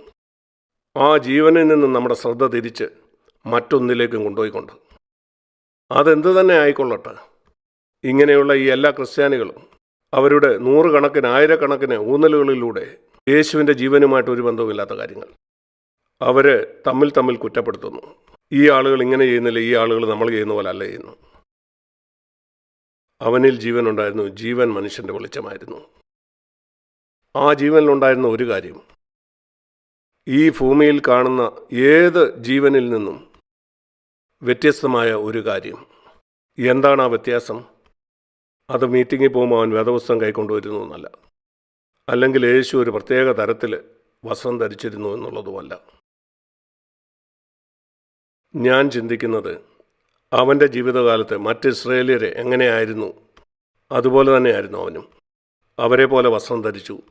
മറ്റുള്ളവരെങ്ങനെ കാണപ്പെടുമോ അതുപോലെ തന്നെ. അതുകൊണ്ടായിരുന്നു ഈ പുരോഹിതന്മാർക്ക് ആ ഗതസമനയിൽ വെച്ച് അവനെ തിരിച്ചറിയാൻ കഴിയാതെ പോയത്. ദേവാലയത്തിൽ അവർ അനേക പ്രാവശ്യം യേശുവിനെ കണ്ടിട്ടുണ്ട്. പിന്നെന്തിനായിരുന്നു യൂദായെ അവർ ആശ്രയിച്ചത്? നിങ്ങൾക്ക് 3.5 കൊല്ലം കണ്ട ഒരാളെ തിരിച്ചറിയാൻ മറ്റൊരാളുടെ സഹായം വേണോ? ദേവാലയത്തിലും തെരുവിലുമൊക്കെ പ്രസംഗിക്കുന്നവനെ കണ്ട എന്നെ കണ്ടിട്ടുള്ള നിങ്ങൾക്ക് എന്നെ എവിടെ കണ്ടാലും തിരിച്ചറിയാൻ കഴിയില്ലേ? സാക്കിനെ അറിയാനായിട്ട് എൻ്റെ പഴയ ഏതെങ്കിലും ഒരു സ്നേഹിതൻ്റെ സഹായം നിങ്ങൾക്ക് ആവശ്യമുണ്ടോ? പിന്നെന്തുകൊണ്ടാണ് അവനെ തിരിച്ചറിയാൻ മറ്റൊരാളുടെ സഹായം തേടിയത്? കാരണം അവൻ മറ്റുള്ളവരെ പോലെ തന്നെയായിരുന്നു, പ്രത്യേകത ഒന്നുമില്ലായിരുന്നു. അവിടെ ഇരുട്ടുകൊണ്ട്. അതുകൊണ്ട് അവർ ചിന്തിച്ചു, യേശുവിന് പകരം ഏതെങ്കിലും ശിഷ്യനെയാണോ പിടിച്ചുകൊണ്ടുവരുന്നത്. അത് ഇതിൻ്റെ വ്യക്തമായ തെളിവാണ്. അവൻ മറ്റുള്ള ഏത് മനുഷ്യനെയും പോലെ ആയിരുന്നു. അവൻ ധരിച്ച വസ്ത്രമല്ല പ്രധാനം, അല്ലെങ്കിൽ അവൻ്റെ നടപ്പിൻ്റെ ഒരു പ്രത്യേകതയോ, അതൊന്നുമല്ല. അവനുണ്ടായിരുന്ന ജീവൻ വ്യത്യസ്തമായിരുന്നു. എൻ്റെ സഹോദരി സഹോദരന്മാരെ, ഞാൻ നിങ്ങളോട് പറയട്ടെ, ഒറ്റ കാര്യം മറ്റുള്ളവരിൽ നമുക്ക് വ്യത്യസ്തമായിരിക്കേണ്ടത് നമ്മുടെ ജീവിതമാണ്. മറ്റൊന്നുമല്ല, നമ്മുടെ ജീവിതമായിരിക്കണം. നമുക്കിവിടെ കാണാൻ കഴിയും യേശുവിൻ്റെ ജീവിതത്തിൻ്റെ ഏറ്റവും പ്രധാനപ്പെട്ട കാര്യം. യോഹന്നാൻ്റെ സുവിശേഷത്തിലേക്ക് പോകാം. തൻ്റെ ജീവിതത്തിൻ്റെ അവസാനവും പറഞ്ഞതാണ്. അവൻ തന്നെ തൻ്റെ പിതാവിനോട് പറയുന്നതാണ്. ഞാൻ ആ വാക്യം കാണിക്കാം. യോഹന്നാൻ്റെ സുവിശേഷം 17-ാം അധ്യായം. അവൻ പറഞ്ഞു, പിതാവേ, നാഴിക വന്നിരിക്കുന്നു.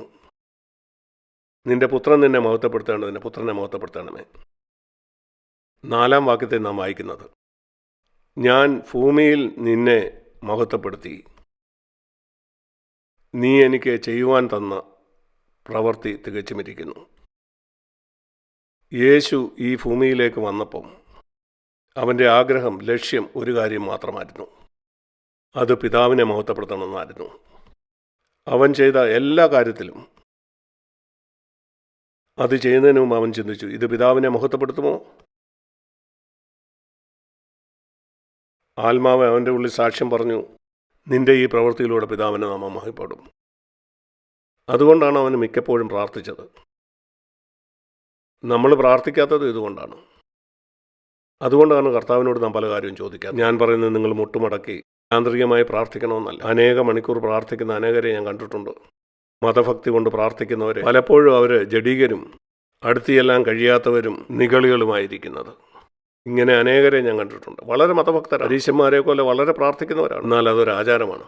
എന്നാൽ യേശു പ്രാർത്ഥിച്ചത് പിതാവിനോടുള്ളൊരു സംസാരം. പിതാവ്, ഈ കാര്യം അങ്ങേ മഹത്വപ്പെടുത്തുമോ? അങ്ങനെയല്ലെങ്കിൽ അതെനിക്ക് ചെയ്യണ്ട. നിന്നെ മഹത്വപ്പെടുത്താത്തത്, നിന്റെ ഹിതമല്ലാത്തത് ഒന്നും പിതാവ് എനിക്ക് ചെയ്യണ്ട, അല്ലെങ്കിൽ ഞാനത് ചെയ്യുകയില്ല. ഇങ്ങനെയായിരുന്നു 33.5 വയസ്സ് അവൻ ജീവിച്ചത്. അവൻ ഒരിക്കലും തൻ്റെ ഹിതം അന്വേഷിച്ചില്ല. പിതാവിൻ്റെ മഹത്വം മാത്രമായിരുന്നു അവൻ അന്വേഷിച്ചത്. ഇത് പിതാവിന് മഹത്വം ഉണ്ടാക്കുമോ? അതായിരുന്നു അവൻ്റെ ജീവിതത്തിൻ്റെ തത്വം. അങ്ങനെയാണ് അവൻ ആ വേല തികച്ചത്. ഞാൻ ഭൂമിയിൽ അങ്ങേ മഹത്വപ്പെടുത്തി, അങ്ങ് ചെയ്യുവാൻ തന്ന വേല തികച്ചിരിക്കുന്നു. അവൻ ഈ ഭൂമിയിൽ ചെയ്ത എല്ലാ കാര്യങ്ങളും, ഉദാഹരണത്തിന് അവൻ്റെ അമ്മ അവനെ ഒരു ബക്കറ്റ് വെള്ളം എടുക്കാൻ ആ കുളക്കരയിലേക്ക് അയക്കുന്നു ചിന്തിക്കുക. ആ കാലത്ത് അവർക്ക് വീട്ടിൽ പൈപ്പ് കണക്ഷൻ ഇല്ലായിരുന്നു. ആ ഗ്രാമത്തിൽ ഒരു കിണറുണ്ടെങ്കിൽ അവിടെ പോയി യേശു വെള്ളം കൊണ്ടുവരുമായിരുന്നു.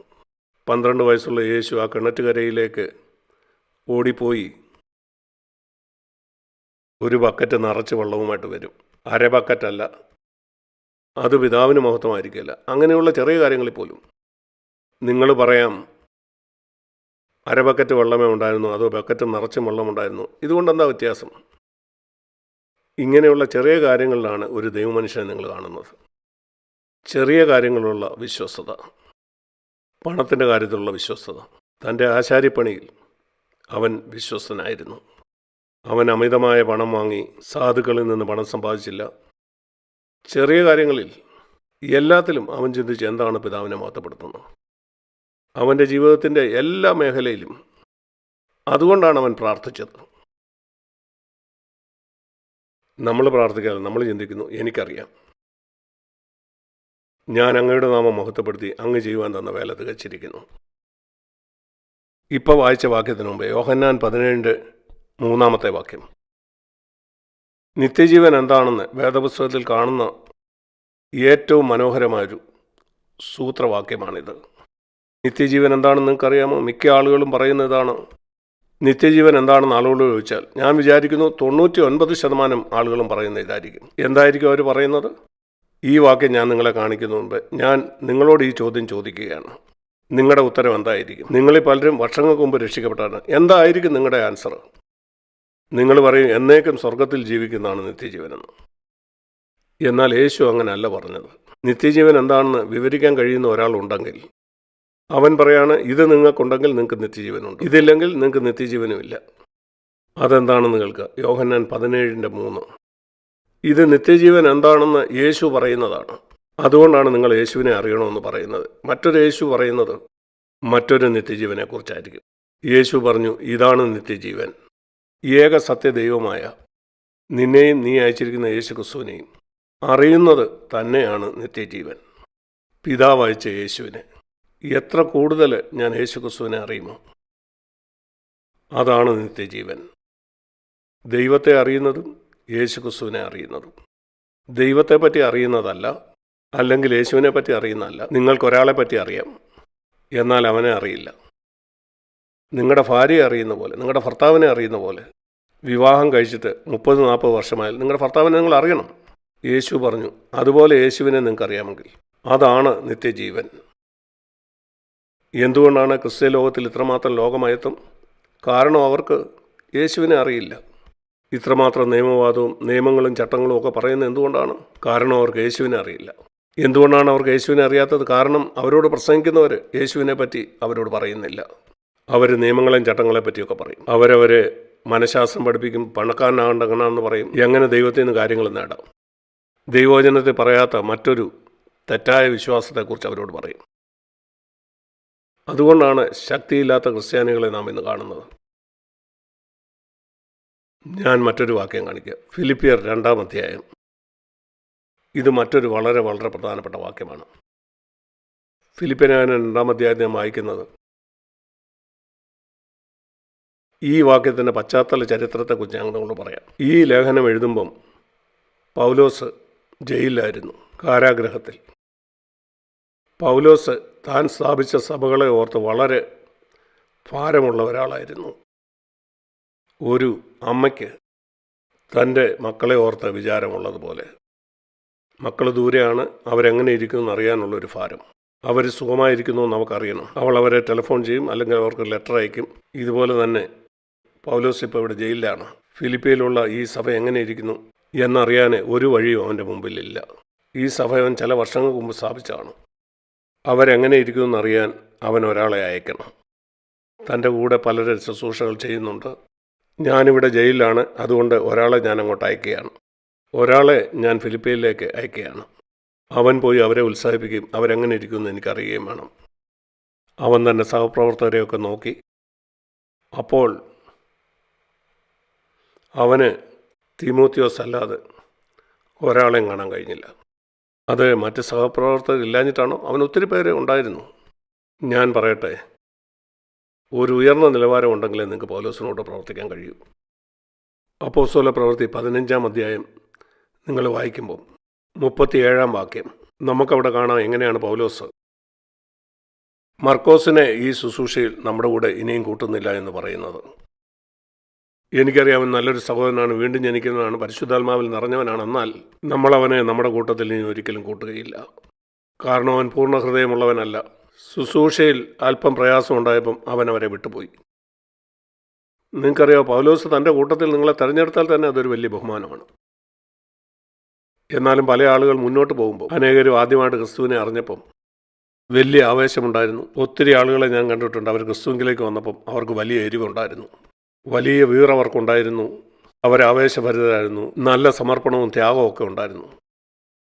എന്നാൽ നിങ്ങളവരെ 10 കൊല്ലമോ 15 വർഷം കഴിഞ്ഞോ നോക്കിയാൽ മുമ്പ് ഉണ്ടായിരുന്നത് പോലെയല്ല. അവർ എരിവ് പോയി, അവരിലുണ്ടായിരുന്ന തീ നഷ്ടപ്പെട്ടു. ആശ്ചര്യകരമാണ് എരിവുള്ള ചെറുപ്പക്കാരെ കാണുന്നത്. എന്നാൽ ഞാൻ പറയും, 10 കൊല്ലം കഴിയുമ്പം ഇതേ എരിവ് തന്നെ ഉണ്ടായിരിക്കണം. അത് കൂടിക്കൂടി വരണം. എന്തുകൊണ്ടാണ് ഞാനിത് പറയുന്നത്? കാരണം അനേക ചെറുപ്പക്കാരെ വളരെ എരിവും തീഷ്ണതയുള്ളവരായിട്ട് ഞാൻ കാണാറുണ്ട്. വർഷങ്ങൾ കഴിയുമ്പോൾ എന്ത് സംഭവിക്കുമെന്നറിയാമോ? അവരെല്ലാം അവരുടെ സ്വന്തം കാര്യം നോക്കാൻ തുടങ്ങും. തീമോത്തിയോസ് ഒഴികെ ആ മനുഷ്യൻ നിലനിന്നു. ഒറ്റ ഒരു മനുഷ്യൻ, അവൻ്റെ കൂടെ ഉണ്ടായിരുന്ന മറ്റെല്ലാവരേക്കാളും അധികം. അവരെല്ലാം തുടങ്ങിയത് ദൈവത്തിൻ്റെ മഹത്വം അന്വേഷിച്ചാണ്. അല്ലെങ്കിൽ പൗലോസ് തൻ്റെ കൂട്ടത്തിൽ അവരെ കൂട്ടുകയില്ല. എന്നാൽ കുറച്ച് നാളുകൾ കഴിഞ്ഞപ്പോൾ ഓരോരുത്തരായി അവരവരുടെ സ്വന്തം ഇഷ്ടം അന്വേഷിക്കാൻ തുടങ്ങി. ഇപ്പോൾ പൗലോസിന് ഒരാളെ ഫിലിപ്പിയിലേക്ക് അയക്കണം. അവൻ തൻ്റെ കൂടെയുള്ളവരെ ഒക്കെ നോക്കി. ഓരോരുത്തരായിട്ട് അവൻ്റെ ഹൃദയത്തിലേക്ക് വന്നു. ഇവനെ ഞാൻ അയക്കണോ? വേണ്ട, ഇവൻ്റെ സ്വന്തം ഇഷ്ടമാണ് അന്വേഷിക്കുന്നത്. എന്താണ് ഇവൻ്റെ കാര്യം? ഇവൻ നല്ലൊരു സഹോദരനാണ്, വേദപുസ്തകം അറിയാവുന്ന. അവനും സ്വന്തം അന്വേഷിക്കുന്നവനാണ്. എന്താ ഇവൻ്റെ കാര്യം? ഇവൻ ആദ്യം തൻ്റെ കൂടെ ശുശ്രൂഷയ്ക്ക് വരുമ്പോൾ വളരെ എരിവുള്ളവനായിരുന്നു. എന്നാൽ ഇപ്പം അവൻ്റെ സ്ഥിതി സ്വന്തം അന്വേഷിക്കുകയാണ്. എന്നാൽ തീമോത്തിയോസ്, ഇവനാണ് അതിന് യോഗ്യൻ. അവൻ തുടർച്ചയായിട്ട് മുന്നോട്ട് പോയിക്കൊണ്ടിരിക്കുന്നു. എൻ്റെ സഹോദരി സഹോദരന്മാരെ, ഞാൻ നിങ്ങളോട് പറയട്ടെ, രക്ഷിക്കപ്പെട്ടപ്പോൾ തീഷ്ണത ഉണ്ടായിരുന്നത് നല്ല കാര്യമാണ്. എന്നാൽ ഞാൻ പറയട്ടെ, നിങ്ങൾ തുടർന്ന് ജീവിക്കുമ്പോൾ അത് ഉന്നതമായ തലത്തിലേക്ക് പോയിക്കൊണ്ടിരിക്കണം. ഒരു കാര്യം ഞാൻ നിങ്ങളോട് പറയാം. 90% അതിൽ കൂടുതലോ ക്രിസ്ത്യാനികൾ ആ വഴിക്ക് പോകുന്നവരല്ല. ഒരുപക്ഷെ ഇവിടെ ഇരിക്കുന്നവരിൽ തന്നെ പലരും. നിങ്ങൾ രക്ഷിക്കപ്പെട്ടപ്പം നിങ്ങൾക്ക് ഉത്സാഹമുണ്ടായിരുന്നു, നിങ്ങൾക്ക് തീഷ്ണത ഉണ്ടായിരുന്നു, കർത്താവിന് വേണ്ടി ജീവിക്കാൻ ആഗ്രഹിച്ചു. എന്നാൽ ഇന്നിവിടെ ഞാൻ കണ്ടിട്ടുണ്ട് അനേകം ക്രിസ്ത്യാനികൾ ഇന്ത്യയിൽ, നിങ്ങളുടെ കാര്യം എനിക്കറിയില്ല, എന്നാൽ ഇന്ത്യയിൽ ഞാൻ കണ്ടിട്ടുണ്ട്. അവർ വിവാഹിതരായപ്പോൾ മിക്കവാറും എല്ലാവരും തന്നെ പിന്മാറിപ്പോയി. വിവാഹത്തിന് മുമ്പ് അവർക്ക് എരിവുണ്ടായിരുന്നു. വിവാഹം കഴിഞ്ഞ് 2-3 മക്കളായി. ചെറുപ്പക്കാരായ എരിവുള്ള സഹോദരന്മാരെ കാണുമ്പം ഞാൻ പറയും, പ്രൈസ് ലോർഡ് ബ്രദറെ. എന്നാൽ ആത്യന്തികമായിട്ട് ഞാനിപ്പോഴൊന്നും പറയുന്നില്ല. നീ വിവാഹം കഴിച്ച് 2-3 മക്കളാകട്ടെ, അപ്പോഴേ കാര്യങ്ങൾ അറിയും. പൗലോസിനോടൊപ്പമുള്ളവർക്കും ഇതാണ് സംഭവിച്ചത്. എന്നാൽ പൗലോസ് പറഞ്ഞു, തീമോത്തിയോസ് വ്യത്യസ്തനാണ്. തീമോത്തിയോസിനുണ്ടായിരുന്ന വ്യത്യാസം എന്താണ്? 21-ാം വാക്യത്തിൽ നാം കാണുന്നത്. ഫിലിപ്പിയർ 2:21, 19 തൊട്ട് ഞാൻ വായിക്കാം. എന്നാൽ നിങ്ങളുടെ വസ്തുത അറിഞ്ഞിട്ട് എൻ്റെ മനം തണുക്കേണ്ടതിന് തീമോത്തിയോസിനെ വേഗത്തിൽ അങ്ങോട്ട് അയക്കാം. നിങ്ങളെ സംബന്ധിച്ച് പരമാർത്ഥമായി കരുതുവാൻ തുല്യചിത്തനായി എനിക്ക് മറ്റാരും ഇല്ല. പൗലോസിൻ്റെ അതേ ആത്മാവുള്ള ഒരാൾ. അവൻ നിങ്ങളുടെ കാര്യം പരമാർത്ഥമായിട്ട് കരുതുന്ന ഒരാളാണ്. കാരണം മറ്റ് എല്ലാവരും തന്നെ അവരുടെ സ്വന്തം കാര്യം മാത്രം അന്വേഷിക്കുന്നവരാണ്, യേശുക്രിസ്തുവിൻ്റെ കാര്യമല്ല. യേശു ഈ ഭൂമി വന്നപ്പം അവൻ സ്വന്തം ഇഷ്ടമല്ല അന്വേഷിച്ചത്. നമുക്ക് കാണാം 2 വൃക്ഷങ്ങളുണ്ട്, ആദാമിലുള്ള വൃക്ഷവും ക്രിസ്തുവിലുള്ള വൃക്ഷവും. നാം എല്ലാവരും ആദാം എന്ന വൃക്ഷത്തിലാണ് ജനിച്ചത്. നമുക്ക് പറയാം നമ്മളൊക്കെ ആ വൃക്ഷത്തിൻ്റെ കൊമ്പുകളായിരുന്നു. ആ വൃക്ഷത്തിൻ്റെ ജീവനായിരുന്നു നമ്മളെല്ലാവരും ഉണ്ടായിരുന്നത്. ആദാമിൻ്റെ ജീവൻ എന്താണെന്നറിയാമോ? നമ്മുടെ മാതാപിതാക്കളിൽ നിന്നെല്ലാം നമുക്ക് ലഭിച്ചത് പ്രാഥമികമായിട്ടും നമ്മുടെ തന്നെ ഇഷ്ടം അന്വേഷിക്കുന്ന ഒരു ജീവിതമായിരുന്നു. ഞാൻ ഇങ്ങനെ ചെയ്താൽ എനിക്ക് എന്ത് പ്രയോജനമുണ്ടാകും? ഞാൻ പോയി ഇന്ന സ്ഥലത്ത് ജീവിച്ചാൽ അതെങ്ങനെ എനിക്ക് പ്രയോജനമാകും? എൻ്റെ കുടുംബത്തിന് എന്ത് പ്രയോജനമുണ്ടാകും? എൻ്റെ കുഞ്ഞുങ്ങൾക്ക് എന്ത് കിട്ടും? നിശ്ചയമായിട്ടും എനിക്കൊരു മതഭക്തി ഉണ്ടായിരിക്കണം, പരിശുദ്ധാത്മാവ് കൊണ്ടും എനിക്ക് നിറയണം, എനിക്ക് അന്യഭാഷയും പറയണം, എനിക്ക് ദൈവത്തെ സ്തുതിക്കണം, ഒരു നല്ല സഭയിലായിരിക്കണം, ആത്മീയ വേലയ്ക്കും അല്പം പണം കൊടുക്കാം, മതപരമായ ചില കാര്യങ്ങളും ഞാൻ ചെയ്യാം. അതെല്ലാം ചെയ്യുക തന്നെ ചെയ്യും. എന്നാൽ അടിസ്ഥാനപരമായി ഞാൻ എടുക്കുന്ന ഏത് തീരുമാനത്തിന് പിന്നിലുള്ള കാര്യം ഇത് മാത്രമായിരിക്കും. ഇത് എനിക്ക് എങ്ങനെ പ്രയോജനകരമാകും? എങ്ങനെ ഇതെൻ്റെ കുടുംബത്തിന് പ്രയോജനകരമാകും? ഈ ആദാമ്യ കുലം മുഴുവനും ഇങ്ങനെ തന്നെയാണ് ചിന്തിക്കുന്നത്. അങ്ങനെ തന്നെയാണ് എല്ലാ ബിസിനസ്സുകാരും ഈ ലോകത്ത് ജീവിക്കുന്നത്. എങ്ങനെയാണ് ബിസിനസ്സുകാർ ജീവിക്കുന്നത്? ഇതെങ്ങനെ എനിക്ക് പ്രയോജനമാകും? എൻ്റെ കുടുംബത്തിന് എങ്ങനെ പ്രയോജനമാകും? നിശ്ചയമായിട്ടും ഞാൻ കൂട്ടായ്മയുള്ളപ്പം സഭയിലേക്ക് പോകും, മറ്റുള്ള ബിസിനസ്സുകാരുമായിട്ട് എനിക്ക് ബന്ധം സ്ഥാപിക്കാൻ കഴിയും, സ്വാധീനമുള്ള ചില ആളുകൾ അവിടെ കാണും. അനേക ബിസിനസ്സുകാർ ഇങ്ങനെ സഭയിൽ പോകുന്നതായിട്ട് നമുക്ക് കാണാൻ കഴിയും. ദൈവത്തെ മഹത്വപ്പെടുത്തുക അല്ല അവരുടെ ആഗ്രഹം. രാഷ്ട്രീയക്കാർ അവരെന്താ എപ്പോഴും ചിന്തിച്ചുകൊണ്ടിരിക്കുന്നു? ഇതെങ്ങനെ എനിക്ക് പ്രയോജനം ചെയ്യും? പ്രസിഡൻറ്റിൻ്റെ തെരഞ്ഞെടുപ്പിൽ മത്സരിക്കുമ്പോൾ അവർ എന്താ അന്വേഷിക്കുന്നത്? ഇതെങ്ങനെ എനിക്ക് പ്രയോജനം ചെയ്യും? എങ്ങനെ എൻ്റെ കുടുംബത്തിന് പ്രയോജനം ചെയ്യും? എന്താണ് ഒരു സഭയിലെ പാസ്റ്ററാകാൻ ആഗ്രഹിക്കുന്ന ഒരാൾ ചിന്തിച്ചുകൊണ്ടിരിക്കുന്നത്? എന്താണ് അവരുടെ ചിന്ത? ഇതെങ്ങനെ എനിക്ക് പ്രയോജനം ചെയ്യും? ഞാൻ ഈ സഭയിലെ പാസ്റ്ററാകുന്നതുകൊണ്ട്. 2000 കൊല്ലമായിട്ട് ഇതേ കഥ തന്നെയാണ് നടക്കുന്നത്. ഇതാണ് ആദാം എന്ന വൃക്ഷം. യേശു അവനും മറ്റൊരു വൃക്ഷമാണ്. ആദാമിൽ നാം എന്താണെന്ന് വേദപുസ്തകം പഠിപ്പിക്കുന്നു. ക്രിസ്തു എന്ന വൃക്ഷത്തെക്കുറിച്ച് നമുക്ക് ചിന്തിക്കാം. യേശു ഭൂമിയിൽ വന്നു. ആദാമിൽ നിന്ന് പൂർണ്ണമായിട്ടും വ്യത്യസ്തമായൊരു ജീവിതം അവൻ ജീവിച്ചു. ഇതെങ്ങനെ പിതാവിനെ മഹത്വപ്പെടുത്തും? അതായിരുന്നു യേശുവിൻ്റെ ചിന്ത. ഞാനിവിടെ ജീവിച്ചാൽ പിതാവിന് മഹത്വമുണ്ടാകുമോ? ഇത് ചെയ്താൽ പിതാവിന് മഹത്വമാകുമോ? ഇങ്ങനെ പണം ചെലവഴിച്ചാൽ പിതാവിന് മഹത്വമാകുമോ? ഇങ്ങനെ ജീവിച്ചാൽ, ഇങ്ങനെ സമയം ചെലവഴിച്ചാൽ അതുകൊണ്ട് പിതാവിൻ്റെ നാമം മഹിമപ്പെടുമോ? ഈ തത്വത്തെ അടിസ്ഥാനപ്പെടുത്തിയാണ് അവൻ ജീവിച്ചത്. കൂട്ടായ്മയ്ക്ക് പോകുന്ന അല്ലായിരുന്നു അവൻ്റെ താല്പര്യം. ചില മതപരമായ കാര്യങ്ങൾ ചെയ്ത് മനസാക്ഷിക്ക് തൃപ്തി വരുത്തുകയായിരുന്നില്ല. എന്നിട്ട് തനിക്കായിട്ട് ജീവിക്കുക, അത് മതഭക്തിയാണോ? എന്നാൽ ഒരു മനുഷ്യൻ, മാനസാന്തരപ്പെടാത്ത ലൗകികനായ ഒരു മനുഷ്യൻ അങ്ങനെ ജീവിച്ചാൽ അത് ശരിയാണ്. കാരണം അങ്ങനെയാണ് ആദാമിൻ്റെ മക്കൾ ജീവിക്കുന്നത്. എന്നാൽ ക്രിസ്ത്യാനിയെന്ന് അറിയപ്പെടുന്ന ഒരാൾ, യേശുവിൻ്റെ ഒരു ശിഷ്യൻ, ആ തത്വത്തിൻ്റെ അടിസ്ഥാനത്തിൽ ജീവിച്ചാൽ അതിനെയാണ് ദൈവവചനത്തിൽ ബാബിലോൺ എന്ന് വിളിക്കുന്നത്. അതാണ് ബാബിലോൺ. ബാബിലോൺ എന്ന് പറഞ്ഞാൽ ഏതെങ്കിലും ഒരു മതവിഭാഗമാണോ? ഒരു മതവിഭാഗത്തിൽ നിന്ന് പുറത്തു വന്നുകൊണ്ട് നിങ്ങൾ ബാബിലോണിൽ നിന്ന് പുറത്തു വന്നു? നിങ്ങൾ ചിന്തിക്കുന്നു ചില സ്വഭാവങ്ങളിൽ നിന്ന് പുറത്തു വന്നുകൊണ്ട് നിങ്ങൾ ബാബിലോണിൽ നിന്ന് പുറത്തു വന്നു എങ്കിൽ അത് എത്ര നിസ്സാരമാണ്. നിങ്ങൾ വസ്ത്രം ധരിക്കുന്ന വിധം മാറ്റിയതുകൊണ്ട് ബാബിലോണിൽ നിന്ന് പുറത്തു വന്നു എങ്കിൽ അത് എത്ര എളുപ്പമായിരുന്നു. ബാബിലോൺ ഇതിനേക്കാളും എല്ലാം ആഴത്തിലുള്ള ഒരു കാര്യമാണ്. നിങ്ങൾ ചിന്തിക്കുന്നുണ്ടോ നിങ്ങളുടെ സഭയിലെ മീറ്റിങ്ങിൻ്റെ രീതി മാറ്റിയതുകൊണ്ട് ഞങ്ങൾ ബാബിലോണിൽ നിന്ന് പുറത്തു വന്നെന്ന് ഇപ്പം ഞങ്ങൾ യെരൂശലേമിലാണെന്ന്? ഇത് മീറ്റിങ്ങിൻ്റെ രീതിയല്ല, വസ്ത്രം മാറ്റുന്നതുമല്ല, ഒരു പ്രത്യേക കാര്യത്തെക്കുറിച്ച് പ്രസംഗിക്കുന്നതാണോ? അല്ല, അതിലുമൊക്കെ ആഴത്തിലുള്ള കാര്യമാണ്. ഇതാണ് നിങ്ങളെ ആ ആത്മാവിൽ നിന്ന് പുറത്തു വന്നു. അത് ആദാമിൻ്റെ വഴിയാണ്. നിങ്ങൾ യേശുവിൻ്റെ ആത്മാവിൻ്റെ ഭാഗമാകുമ്പോഴാണ്. അവിടെ അവൻ പറഞ്ഞു, പിതാവേ, ഞാൻ അവിടുത്തെ നാമത്തെ മഹത്വപ്പെടുത്തും.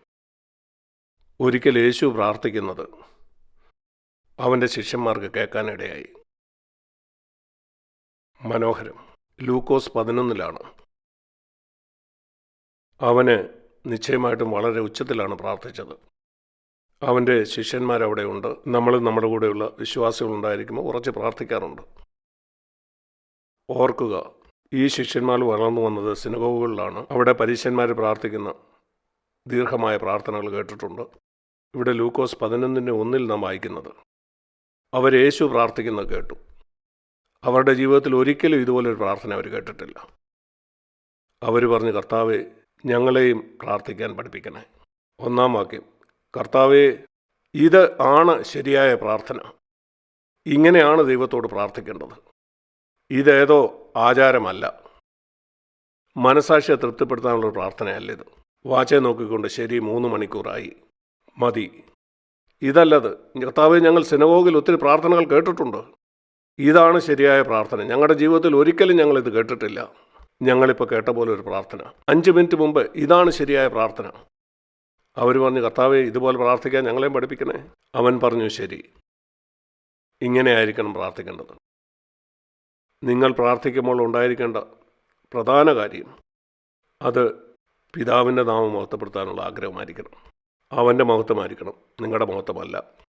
അതാണ് അവൻ പറഞ്ഞത്.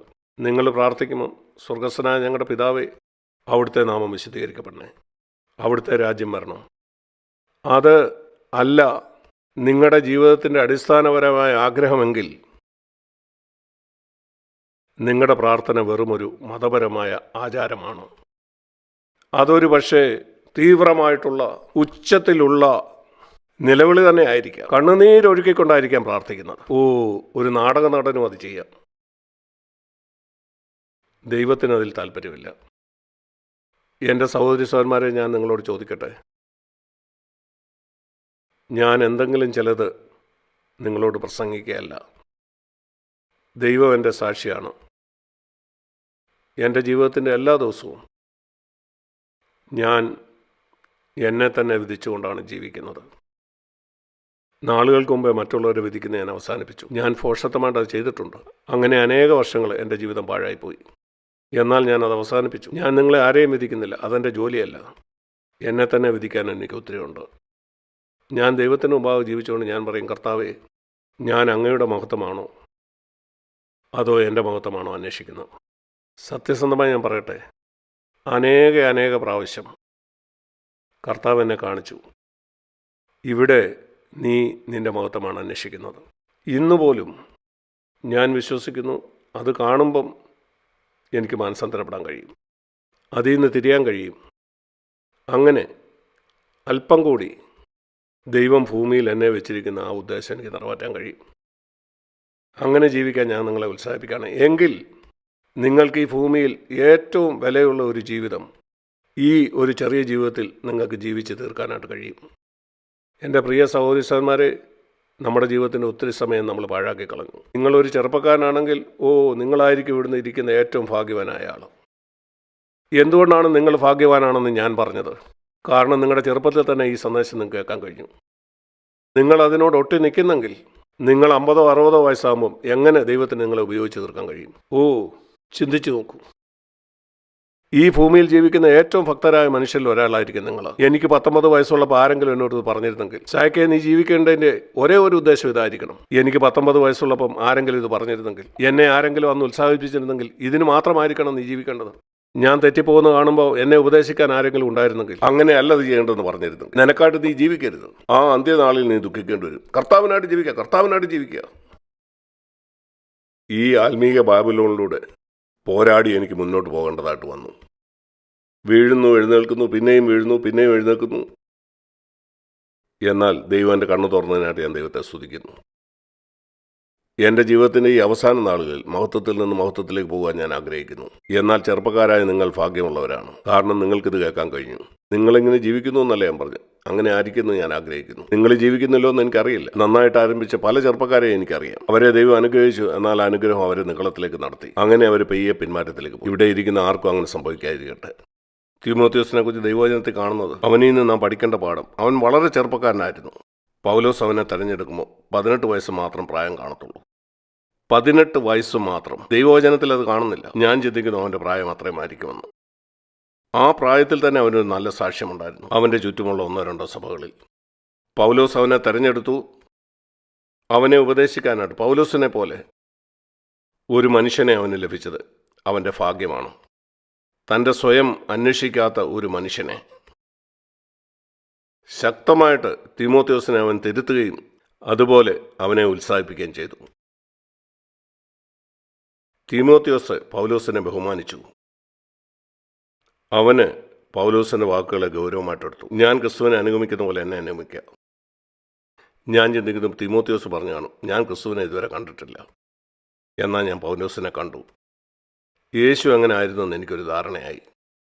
യേശു തൻ്റെ ശിഷ്യന്മാരോട് പറഞ്ഞ പോലെ, നിങ്ങൾ എന്നെ കണ്ടെങ്കിൽ എൻ്റെ പിതാവിനെ കണ്ടിരിക്കുന്നു. ഞാൻ ചിന്തിക്കുന്നു നിങ്ങളുടെയും വിളി ഇതാണ്. നിങ്ങളുടെ കുഞ്ഞുങ്ങൾക്ക് പറയാൻ കഴിയണം, ശരിയാണ്, എൻ്റെ പിതാവ് പൂർണ്ണനല്ല, എന്നാൽ യേശുവിനെ അല്പം ഞാൻ അവനെ കണ്ടു. പിതാവിനെ ഉയർത്താനുള്ള അവൻ്റെ ആഗ്രഹം. നിങ്ങളുടെ കുഞ്ഞുങ്ങൾക്ക് അങ്ങനെ പറയാൻ കഴിഞ്ഞാൽ, ശരിയാണ്, എൻ്റെ അമ്മ പൂർണ്ണതയുള്ളവളല്ല, എന്നാൽ യേശുവിനെ അവളിൽ കൂടെ അല്പം എനിക്ക് കാണാൻ കഴിഞ്ഞു. അവിടെ ആഗ്രഹം പിതാവിനെ മഹത്വപ്പെടുത്തുക എന്നത് മാത്രമാണ്. ചിന്തിക്കും, നിങ്ങൾക്ക് ഇളയ സഹോദരന്മാരുണ്ടെങ്കിൽ അവർക്ക് നിങ്ങളെ കാണാൻ കഴിയും. നിങ്ങൾക്കറിയാം, നിങ്ങൾക്ക് ഇളയ സഹോദരന്മാരുണ്ടെങ്കിൽ നിങ്ങൾക്ക് വലിയൊരു ഉത്തരവാദിത്തമുണ്ട്. അല്ലെങ്കിൽ ഇളയ സഹോദരിമാരുണ്ടെങ്കിൽ അവർ നിങ്ങളെ നോക്കുന്നു. നിങ്ങളിൽ അവർക്ക് യേശുവിനെ കാണാൻ കഴിയുന്നുണ്ടോ? വിലയുള്ള ഒരു ജീവിതം അങ്ങനെ മാത്രമേ നിങ്ങൾക്ക് ജീവിക്കാൻ കഴിയൂ. പിതാവേ, അവിടുത്തെ ഒന്നാമത്തെ ആഗ്രഹം എന്താ? അവിടുത്തെ നാമം വിശുദ്ധീകരിക്കപ്പെടണം. അത് എളുപ്പമല്ല. എനിക്കത് പറയാം, ആ പ്രാർത്ഥന ചൊല്ലാം. ഒരു ആചാരം പോലെ നാളെ മുതൽ പ്രാർത്ഥിക്കാം, കർത്താവേ അവിടുത്തെ നാമം വിശുദ്ധീകരിക്കപ്പെടണേ. എന്നിട്ട് ബാക്കി സമയം നിങ്ങൾക്കായിട്ട് തന്നെ ജീവിക്കാം. ഇതാണ് ക്രിസ്ത്യ ലോകത്തിൽ സംഭവിച്ചുകൊണ്ടിരിക്കുന്നത്. ഞാൻ കണ്ടിട്ടുണ്ട്. ദയവായിട്ട് ഇത് കേൾക്കുക. 25 കൊല്ലമായിട്ട് എൻ്റെ പ്രസംഗം കേട്ടുകൊണ്ടിരിക്കുന്നവർ ഇതേ സത്യം തന്നെ. എന്നിട്ടിന്നും അവർക്ക് വേണ്ടി തന്നെ ജീവിക്കുന്നു. അതവർ വരുന്ന എല്ലാ മീറ്റിങ്ങിലും തന്നെ കേട്ടുകൊണ്ടിരിക്കുകയാണ്. സായിക് ബ്രദറെ, ഇതാണ് സത്യം, ഈ വചനം ഞങ്ങൾക്ക് തന്നതിനായിട്ട് ദൈവത്തിന് സ്തോത്രം. എന്നിട്ടും 25 കൊല്ലമായിട്ട് തങ്ങൾക്ക് വേണ്ടി തന്നെ ജീവിക്കുന്നു. സായിക് ബ്രദറെ, എത്ര നല്ല സന്ദേശമായിരുന്നു എന്ന് കേൾക്കാനായിട്ട് എനിക്കൊരു താല്പര്യമില്ല. 25 കൊല്ലത്തിന് ശേഷവും എങ്ങനെയാണ് നിങ്ങളുടെ ജീവിതം പോകുന്നത്? ഞാൻ പ്രതീക്ഷിക്കുന്നു നിങ്ങൾ ഈ സത്യത്താൽ പിടിക്കപ്പെട്ടവരാണെന്ന്. ഞാൻ നിങ്ങളോട് പറയട്ടെ, അനേക രാജ്യങ്ങളിൽ അനേക സഭകളിൽ ഞാനിത് പ്രസംഗിച്ചിട്ടുണ്ട്. വളരെ കുറച്ച് പേര്, വളരെ കുറച്ച് പേരെ ഇത് ഗൗരവമായിട്ടെടുത്തിട്ടുള്ളൂ. ഗൗരവമായ കാര്യങ്ങളൊന്നും പറയാത്ത മറ്റേ യേശുവിനെയാണ് ആളുകൾ കേൾക്കാനായിട്ട് ആഗ്രഹിക്കുന്നത്. സഹോദര, എത്ര പ്രയാസമുള്ളൊരു ജീവിതമാണിത്. ഞാൻ എന്ത് ചെയ്യുമ്പോഴും ഇത് പിതാവിൻ്റെ നാമത്തിന് മഹത്വപ്പെടുമോ എന്ന് ചിന്തിച്ചുകൊണ്ട് ജീവിക്കുന്ന ജീവിതം എത്ര ദുരിതപൂർണമാണ്. നിങ്ങൾ ചിന്തിക്കുന്നു യേശു ഇങ്ങനെ ദുരിതപൂർണമായൊരു ജീവിതമാണ് ജീവിച്ചതെന്ന്? അങ്ങനെ ജീവിക്കുന്നവരെപ്പോഴും നിരാശരായിട്ടാണ് കാണുന്നത്. നിങ്ങൾ ചിന്തിക്കുന്ന യേശു നിരാശനായിരുന്നെന്നോ? ഒരിക്കലും ആയിരുന്നില്ല. ഈ ഭൂമിയിൽ ജീവിച്ച ഏറ്റവും സന്തോഷവാനായ മനുഷ്യനായിരുന്നു അവൻ. പിശാചാണ് നിങ്ങളോട് പറയുന്നത്, ഇങ്ങനെ നീ ജീവിക്കാൻ ശ്രമിച്ചാൽ നിന്റെ ജീവിതം ദുരിതപൂർണവും നിരാശയുമായിരിക്കുമെന്ന്. അല്ല, യേശു പറഞ്ഞു, എൻ്റെ മുഖം മൃദുവും എൻ്റെ ചുമട് ലഘുവുമാകുന്നു. നിങ്ങളുടെ ജീവിത അവസാനത്തിൽ നിങ്ങൾ വളരെ സന്തുഷ്ടനായിരിക്കും. കാരണം നിങ്ങൾ ജീവിക്കുന്ന യേശു ജീവിച്ച അതേ പ്രമാണത്തിലായിരിക്കും. യേശു ഭൂമിയിൽ ജീവിച്ച അതേ ഉദ്ദേശത്തോടെ. പിതാവെ, ഞാൻ ഈ ഭൂമിയിൽ അങ്ങേ മഹത്വപ്പെടുത്തി. ശിഷ്യന്മാർ അവനോട് ചോദിച്ചു, ഞങ്ങളെ പ്രാർത്ഥിക്കാൻ പഠിപ്പിക്കണേ. യേശു പറഞ്ഞു, പിതാവെ, അവിടുത്തെ നാമം മഹിമപ്പെടണേ. ഒന്നാമത് എൻ്റെ ജീവിതത്തിൽ അവിടുത്തെ നാമം മഹിമപ്പെടണം. അതാണ് ഒന്നാമത്തെ കാര്യം. അനേക പ്രാവശ്യം യേശു ശിഷ്യന്മാരോട് പറഞ്ഞു, മനുഷ്യൻ്റെ മുമ്പിൽ നിങ്ങൾ ജീവിക്കരുത് എന്ന്. മനുഷ്യനെ പ്രസാദിപ്പിക്കാനായിട്ട് ജീവിക്കരുത്. നീ എത്ര പ്രാർത്ഥിക്കുന്നെന്ന് മറ്റുള്ളവരോട് പറയരുത്. നീ എത്ര ഉപവസിക്കുമെന്ന് മനുഷ്യരറിയേണ്ട ആവശ്യമില്ല. നീ എത്ര കൊടുക്കുന്നെന്നും ആരും അറിയണ്ട. അല്ലെങ്കിൽ നീ എന്തൊക്കെ വേല ചെയ്യുന്നു, ഇവിടെ അവിടെയൊക്കെ നീ എന്ത് ചെയ്തു. പിതാവിൻ്റെ മുമ്പാകെ ജീവിക്കുക. ചെയ്യുന്നതൊക്കെ രഹസ്യമായിട്ട് പിതാവിൻ്റെ മുമ്പിലായിരിക്കട്ടെ. നീ ചെയ്യുന്നത് ആരും അറിയണ്ട.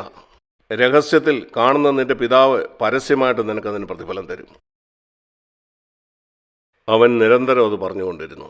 നിന്നെക്കുറിച്ച് പിതാവ് എന്ത് ചിന്തിക്കുന്നു എന്നത് മാത്രമാണ് പ്രധാനപ്പെട്ട കാര്യം. നിന്റെ സഹവിശ്വാസം എന്ത് ചിന്തിക്കുന്നു എന്നുള്ളതല്ല. നിന്റെ ആത്മീയതയെപ്പറ്റിയോ നിന്റെ താഴ്മയെപ്പറ്റിയോ അതെല്ലാം വലിച്ച് ആ ചവറുകൊട്ടയിലേക്ക് എറിയുക. അവർ നിന്നെക്കുറിച്ച് എന്തും ചിന്തിക്കട്ടെ. അവർക്ക് എന്നെപ്പറ്റി ഒന്നും അറിയില്ല, 1% പോലും അറിയില്ല.